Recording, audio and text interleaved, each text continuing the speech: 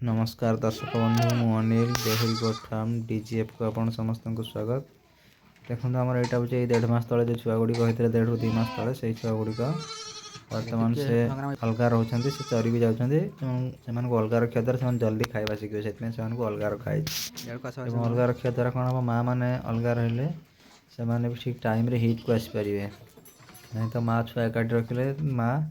जल्दी फल जीव ना जहाँफल पुणी छुआ जन्म कराटा लेट हो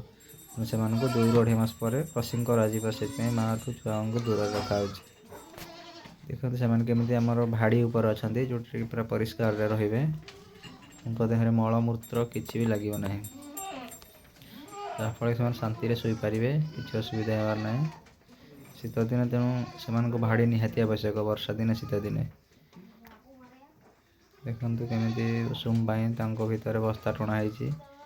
जाफल कि भितर पवन बाजबनी से उषुम रहीपर 2टी कोठर छेली अच्छा और 2टी कोठर से छुआ अच्छा ये तो देखिए आमर माँ आ छुआ मैंने केमती रोचे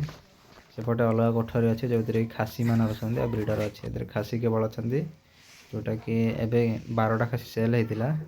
ये बर्तमान पुणी 12टा खासी अच्छा ये 4 ରୁ 5 मास भितर पुणी बिक्री हो कौन पाइना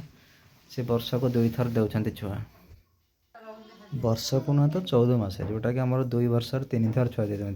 तेणु 6 ରୁ 7 मास 6 ରୁ 7 मास एमती गैप्रे खासी बिक्री हुए तो ये आमर बिक्री होता 12टा खासी तो पुणी ये गोटे बैच अच्छा जोटा कि पर बैच सेल हे मुझे या पर बैच अच्छा या सहित किसी थे टे छोट से ग्रुप मिसा हुई।